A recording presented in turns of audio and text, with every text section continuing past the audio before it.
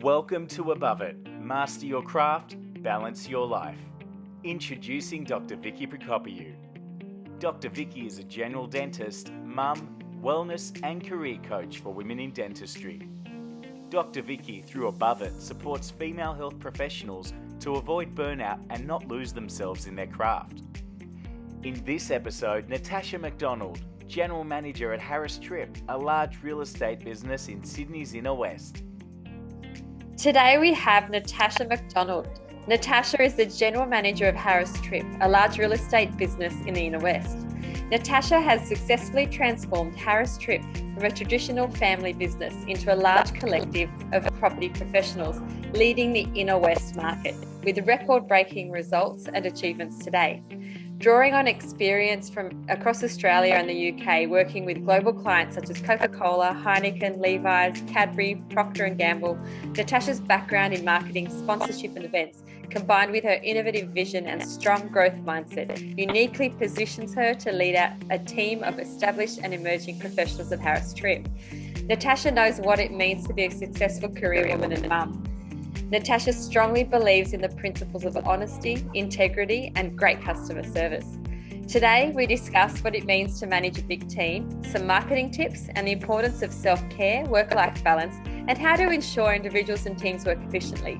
Natasha gives us her work-life hacks, how she has managed to incorporate advancing technology within Tripp, and how to consciously be present when with your family. Welcome, Natasha.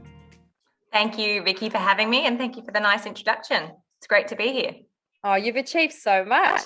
I'd love to find out more about you. Tell us more about yourself. So when I was at university, it sort of was a natural progression to look at a role or at a degree that gave me exposure to both the creative and business side of things. And marketing was the thing that, I was most passionate about. I love the creativity. I love the strategic direction associated with it, but I love also, being exposed to business fundamentals. So, straight out of university, it was straight into advertising for me and exposure to lots of great clients and lots of creativity and lots of growth opportunities, I guess. How exciting. Were you away for long? So I left Sydney when I was about 24, and I came back, 10 years later, basically. I said to mum and dad, I'll be off for a couple of years, and 10 years later, I'm back. So living in a country away from home is probably, the best experience I've had in life. The exposure to all of the different people and different cultures and, the pace of living in London in a big city, the opportunities to travel, they're all the things that have given me so many great experiences that I'm so lucky to have. Yeah, it was great. And how fortunate you were able to do that prior to any form of lockdown. My heart goes out to now people that were looking forward to traveling, because it's gone on for so long and the end for travel is sort of not yet in sight. And I just think it's such a big opportunity and a great opportunity that if people don't get to experience that, it will be a real loss for them. I think living away from home, living in different countries exposes you to so many great opportunities. And I just think it'll be sad for people not to get to do that. I completely agree. It is the best form of education. You learn things that you'll never learn living Absolutely. at home with your parents or alone. Absolutely. Forced out into the big wide world, that's for sure. That's right. And with your marketing and working in such big companies, what was it like working with these big global clients?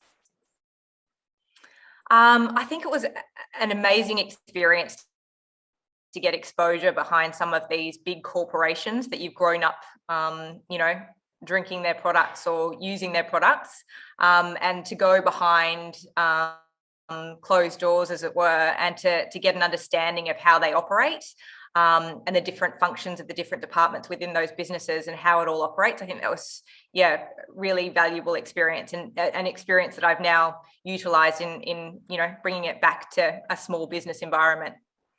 And did you get a lot of managing experience, or were you able to shadow someone or learn from someone in those companies? Yeah, I think I think probably one of the most valuable experiences is in advertising. It's very much starting at the bottom and working your way up. And that meant understanding the importance of how to do things yourself at every level.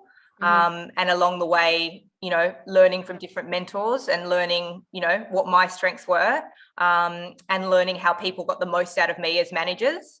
I think exposure to different clients and different personalities and working out, when we're pitching ideas, how we can, get people to take on board the ideas that we're selling to them. I think learning how to get the most out of teams ourselves. Working in a creative environment, we have to push our creative teams. We have to brief our creative teams. So the importance of communication between clients and a creative team in order to get the best output, I think that was a really valuable lesson as well.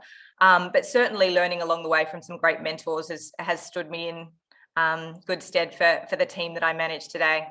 Oh, you're so lucky. Is there one particular thing that you've implemented from an amazing mentor in your role at the moment? I think probably just really listening to staff and understanding that everyone's on their own journey, and understanding that it's about, it's not a one-size-fits-all solution.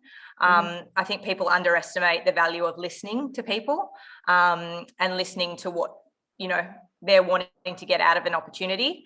I really like seeing growth in people, and I like seeing people excited to come to work or enjoying their opportunity. So I think just being starts and wherever they want to get to, I think that's probably the most valuable thing for me. Yeah, and they've got to be motivated, don't they? They've got to like what they're doing and sort of get along with the people around them. That can be hard. Yeah, absolutely. And I think it is trickier dealing with a bigger team.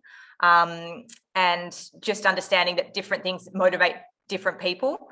And I think that's probably the biggest lesson. And also having the time available, or making the time to be available to all staff, to feel like you are accessible to them. And making sure that there's that trust between you as well. I think that's really important, so that they can open up and feel like they can come to you and ask you questions. I think that's really important as well. That's so true. And if you've got so many people at work in your team that need you, and you've got your family at home, how do you find that balance and find time for yourself? Look, I'd be lying if I said it was easy, as I'm sure you can appreciate, and all the working mums out there. But I think it's about being present in the moment. So when you're at work, it's being, present at work and there to do your work. And it's also super important to be organized and plan. I'm a real list writer. I write lists all the time. I have multiple lists going at any one time. But I'd like to plan what my day looks like the night before, what I need to achieve, what I need to get done, who I need to speak to, what are the key outcomes that I need to achieve in each day. And then similarly, when I'm home, it's family time, but equally I need to be planned around that family time. So it's about being really organized with my family, having dinner prepared before I leave for work so I don't have to cook it when I get home, little things like that, so that I can be present with the kids when I do get home. So do you put a timetable on the fridge, or do you have it all on your phone electronically? What are some things that we could do as mums, working mums as well? So I have a nanny that helps me with the school pickups in the afternoon with the kids. And we use a great app called Cozy, because it sends reminders to everyone that for their tasks that they're responsible for. And it schedules, who's dropping the kids off at school, who's picking them up. If there's an after school activity, who's taking them to that activity. It schedules, if we've got, a couple's night out planned, but it just basically covers off and sends reminders. So I know that the nanny's getting a reminder saying, you have to pick up this child at this time. And equally, if my husband has to do something, then that's a reminder sent to him. So it really keeps everyone on track. And if you forget, I make sure that there's a reminder that pops up in everyone's phone 15 minutes before. So that's super useful for understanding who's responsible for what tasks, and just having a shared household calendar so that everyone knows where everyone is, who's got swimming, who's got dancing, what birthday parties are on, what school events are on. So that's really important for us. Yeah. And do you find that as the kids get older, does it get harder or easier? You know what? I think Yeah, I always thought when they were little, I thought, oh, they're so busy and there's so much on. My kids are just recently turned 8 and 9. And I have to say, once school hits, it just gets exponentially busier. And, there's just lots of birthday parties. They want play dates. They want to, ride their bike with their friends or, go to the beach with someone else. So I just think it gets busier. And then the schools are holding different events and, different schools. So you're juggling that as well. So yeah, it definitely feels very busy at the moment with lots of plates spinning. The one key thing that I also got out of what you just said is time for couples. We also, along with our kids and work, have to work on relationships. Yeah, absolutely. I think that's really underestimated. I think even the me time's more considered or more talked about than the actual couple time. And I think when you do have young kids, I think it does sometimes fall by the wayside unless you're really conscious about it. And I think even it is something that needs to be talked about because you do have to put that effort into your relationship, regardless of how long you've been together. It's really important to just make time for the two of you and to stop and, actually chat about your days, because even at the moment, my husband's working from home, I'm working from home, the kids are all at home homeschooling, but I'm on calls all day, he's on calls all day, so we actually don't really talk at all until dinner time. So it's it's just and daily life gets even busier when you're not physically in the same house, but it is really important to just allow for that time to catch up and talk about not just what even happened in our day, but how are you feeling about life and where you're at, and the bigger questions, I guess. Oh, absolutely. Yeah, you definitely need those. And I think women need them more than men. I find that I've got to initiate a lot of it as a woman because you're a bit more in tune with things. Yeah, no, absolutely. Absolutely. That's 100% the case. You're listening to Inspiration Speaks with Dr. Vicky Prokopiou, presented by Above It. Master your craft, balance your life, get above it. Having worked overseas and in marketing, have you got any marketing tips for businesses or individuals who want to get their brand awareness out there? I think obviously with the increase or the rise of social platforms, it's become so accessible to individuals who are looking to start their own business or at least start to get a foot in out there or in the market or open another door. And I think the use of social platforms is probably the most valuable tool for individuals initially. I think the benefit of working in marketing or the benefit of having that experience is understanding that a layered approach to any kind of marketing campaign is the most beneficial, but certainly social platforms are the way to go first and foremost. But I think of thought in whatever your brand or product or service is, being really clear about what that is, hopefully provide a solution with what your product or service is offering, and then understanding that content is king, and that with the advances in iPhones, you don't need you don't need a fancy camera anymore. You can create something amazing from your phone. And also understanding that it's about engaging your audience. So engaging content obviously always wins. So it's just about the prior thought behind whatever brand or service you're offering, and then creating off the back of that. But the clarity of thought, I think, has to come before any kind of marketing does. And it's so easy these days. I mean, not easy for it to always be successful, but easy certainly to get it out there. Yeah. And do you recommend sort of, when you mean clarity of thought, getting a niche market, starting with something small and then expanding out, or just go big from the start? Oh, look, I think you have to be very clear and single-minded in who your target audience is, and what need you're addressing with the product or service that you are creating. I think that, and then branching out from there, but certainly it has to be clarity of thought in order to break through, because I think any kind of, if you're unclear about who you're targeting and you try and go to all, target all people, that's going to make it harder, and especially from a social perspective as well, where you can boost your advertising and target audiences specifically and geo-target on locations. I think you need to have clarity of thought and clarity of audience when you're first starting out. That would be my best piece of advice. Thank you. And with social media being such a great platform, do we have to spend thousands and thousands of dollars in a new business, let's say, or trying to get the word out there about new services?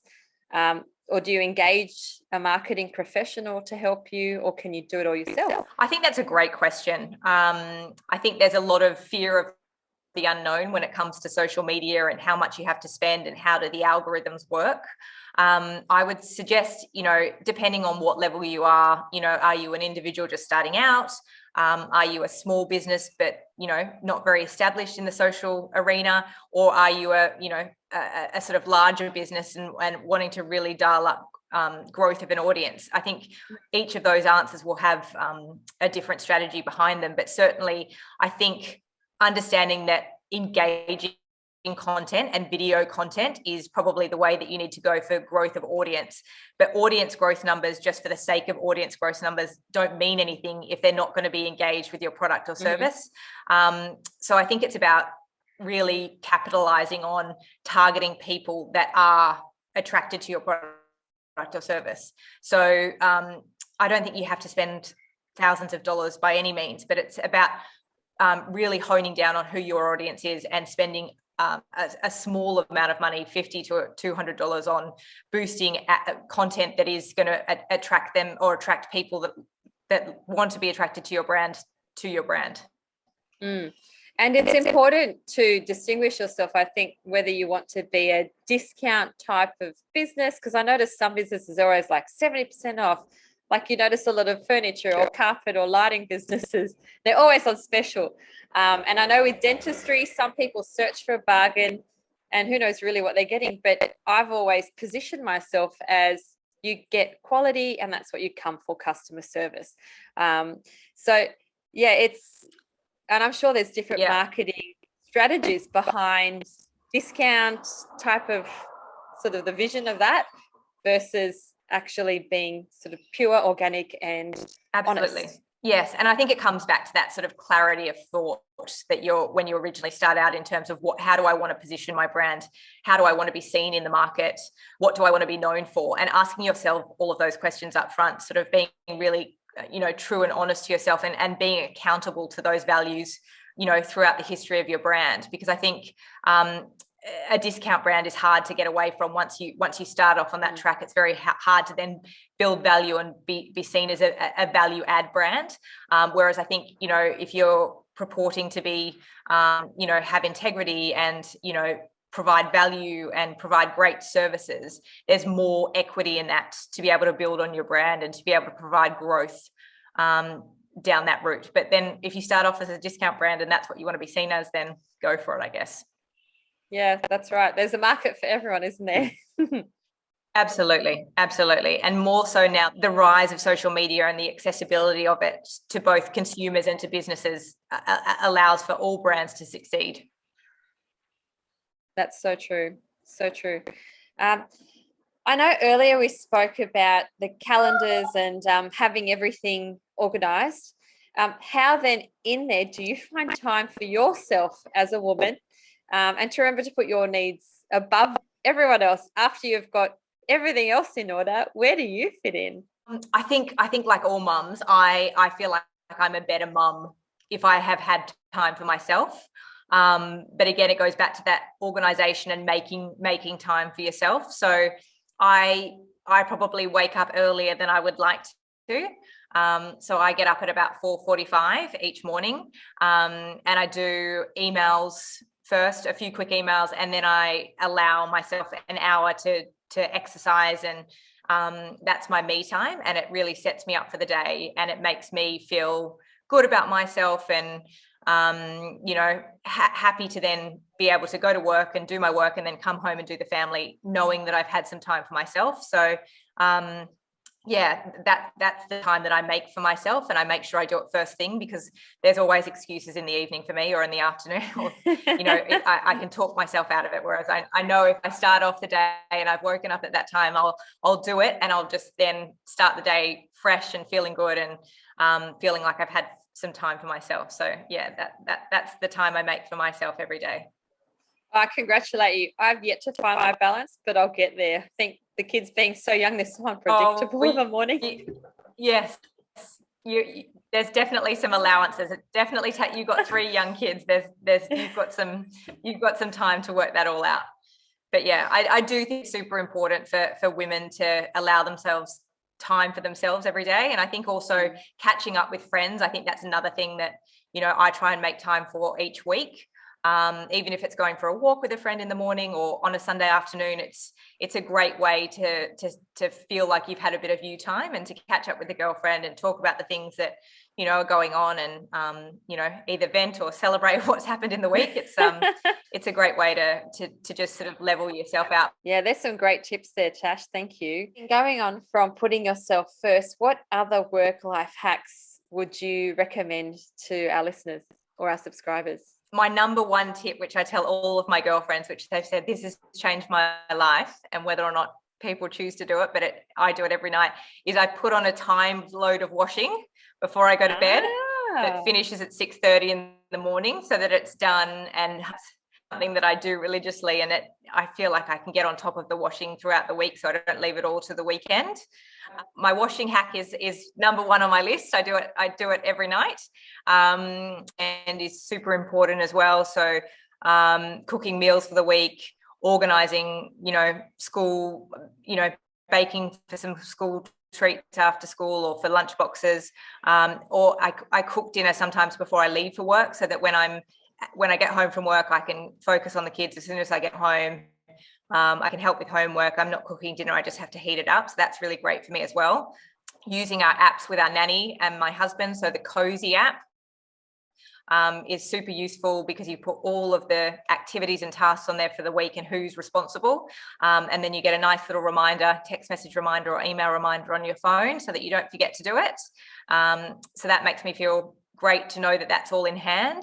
And my kids have just started using Space Talk watches. I think the hardest thing for me to find or for me to know when the kids are getting a bit older and they want to speak to me after school, or if something changes midway through, they have a watch that allows you to text them a message to say, actually change of plans, Dad's going to pick you up and not me, or a friend's going to pick you up rather than the nanny, or whatever it might be. But it just makes me feel a bit more at ease that even though I'm not there, I can communicate with the kids. And obviously they can't text or call when they're at school, but it's just good to be able to communicate with them. And then after school, they can say, Mum, I'm home now. I got home safely. So I really like that aspect as well. Prepared with food, being really organized and prepared with washing. And Cozy app to help with organisation and a shared household calendar as well. I think the other thing for me is as soon as something comes in from school, whether it be, a school event or can you please give permission for this excursion, I do it straight away, because then the mental load is off to go back through your emails and find it, and you forget to give permission for a swimming carnival or for an excursion. And actioning the school stuff straight away as soon as it comes in is really important for me. Oh, there's some fabulous tips. Is there a particular day or time in the day, other than the morning, where you have completed your tasks and you've got more time to do the things that you love? Have you factored that in on a Sunday or a weekend? Yeah, I definitely try and organise a walk or some form of exercise with girlfriends on the weekend. I really love to do that. I think my husband and I go for a walk on the weekend as well. So my mum will come over and we get to go for, a walk or a coffee by ourselves. And that's really nice just to have a catch up after sort of a hectic, busy week. So I find that's really important. And then I play tennis once a week as well with a girlfriend. So it all involves sort of outdoors and fresh air and catching up with either my husband or friends. But I really, that's sort of been really helped us through lockdown to have, some fresh air. I think we don't realize how lucky we are to live where we live and to be able to go outside even in lockdown conditions to enjoy the outdoors and to get fresh perspective on, a hard working week. Sometimes it just takes, fresh air and a friend to really sort of center you back to, if you've had a tough day or, it's been difficult with homeschooling, you just need to catch up with someone and, have that chat and have a catch up and get some fresh air and you feel better about things. Yeah, I can't imagine the challenge of homeschooling. My kids aren't old enough yet, but I commend you. I really do. You and the mums out there who do it. It's been really tricky, I have to say. I think you have to give up maybe I do have high expectations of the things that I do, and I had high expectations thinking, oh no, this will be fine. We'll do it all and it'll be amazing, and I'll make sure that they're exceeding in every class. But the reality is it's teachers are amazing and they do a wonderful job, and you trying to work from home and trying to homeschool doesn't necessarily go hand in hand. So it's definitely been a challenge, and I'm looking forward to them going back to school and having that separation, because there's a real blending of work life at the moment and not much balance. So hopefully we get back to work-life balance when they're back at school. I'm sure many parents would agree with you there entirely. What are the most important things that we should remember when trying to achieve our goals and our dreams? I think the biggest thing for me is understanding that it's about the journey. I think when you're younger, you think that you have to, progress to this top role, and it's all about maybe money and bigger roles and more responsibility. But when I look back now, being a little bit older and having lived and worked in London for a long time and having worked in different roles, I think it's really about really enjoying the different journeys and enjoying that the people that you meet along the way, enjoying the different campaigns that you work on, just all of the bits along the way, I think are as important as reaching different pinnacles. I think as well, I'm already saying to my children, and it's a reminder for me, the periods where you're going through the most challenging or the toughest times, they're the periods where you see the most growth in yourself. So don't try and fight against the challenging times, because you'll come out the other side bigger and better for it. And I think, I was always afraid when I was going through a hard time or a challenging time, because I was like, this is really tough. But you look back now and you say, but I learned so much from that, and I'm still taking those learnings on now. So they're probably the two pieces of advice I'd say to my younger self. Oh, they're wonderful pieces of advice for everyone.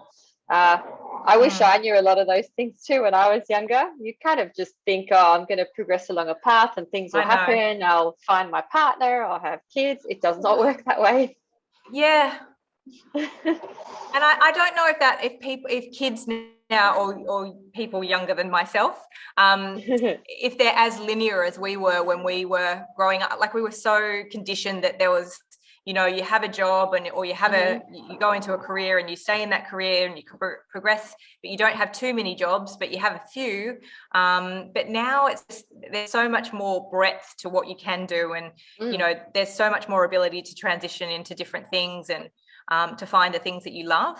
But I think there as well, you used to say, oh, well, I need to focus on, these are my strengths and these are my weaknesses, but I need to work on getting better at my weaknesses. But I think it's probably you need to lean in more to your strengths and focus on what your strengths are, and go down that path where it allows you to be aware of your weaknesses, but you don't need to be better at them. Yeah, focus on the strengths, and that's what's going to get you where you need to go and go on your journey. That's very true.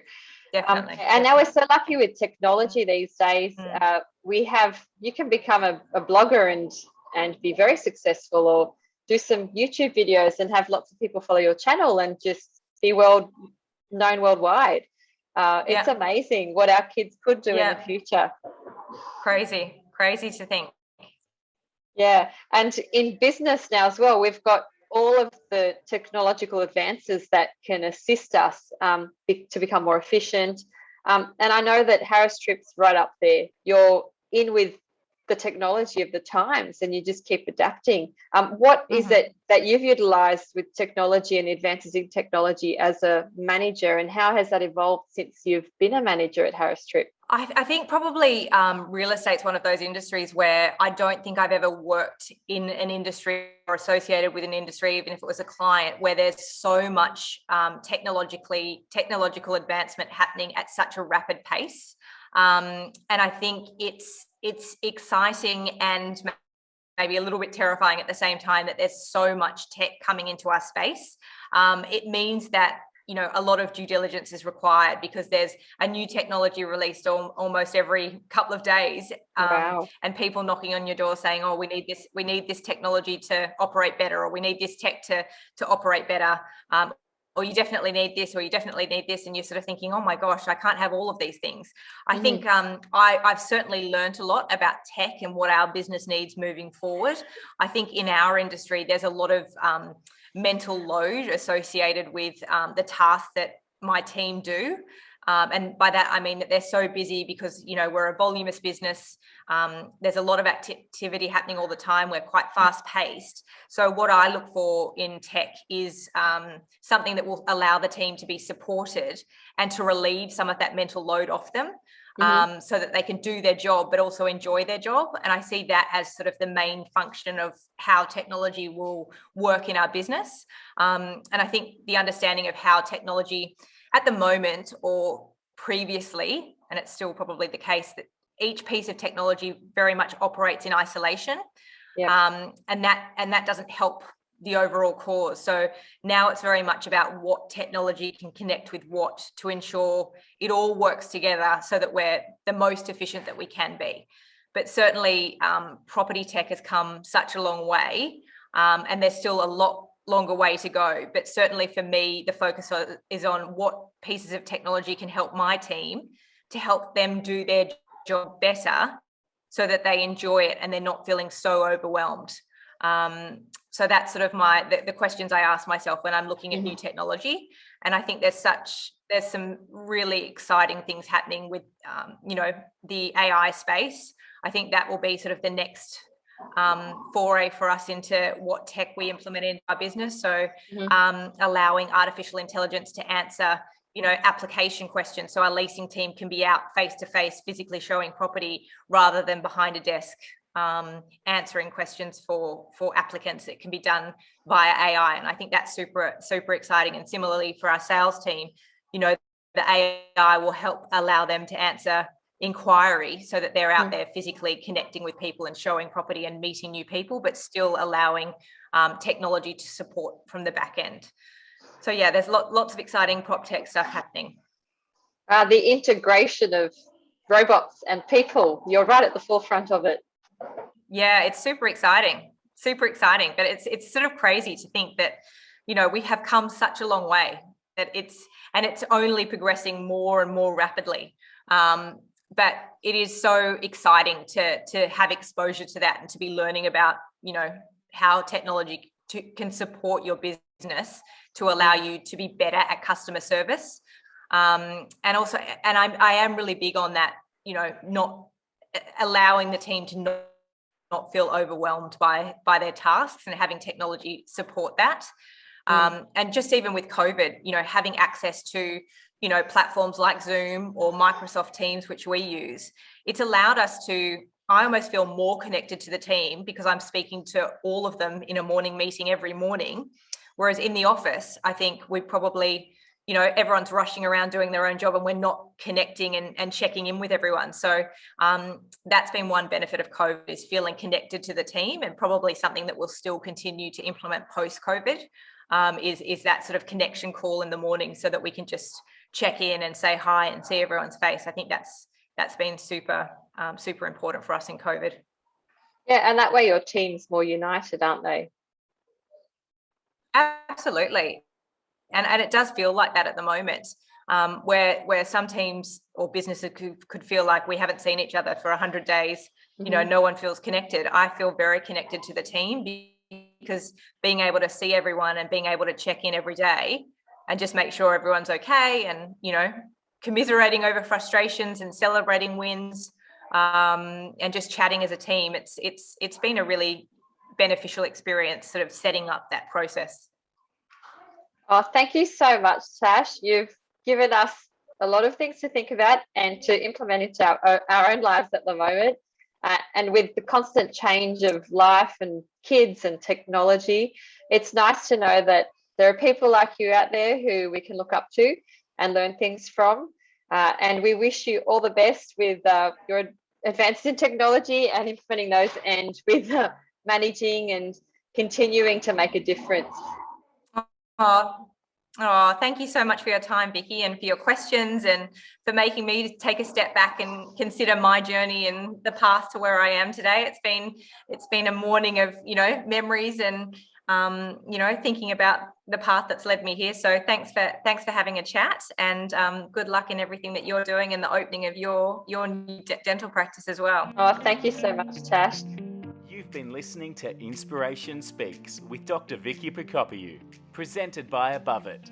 One-on-one coaching both online and in person. Make changes that nurture your needs at home and in your work life, with short courses developed with love and designed to make your work and personal life easier, calmer, and more sustainable. And workshops and retreats to rejuvenate and find yourself.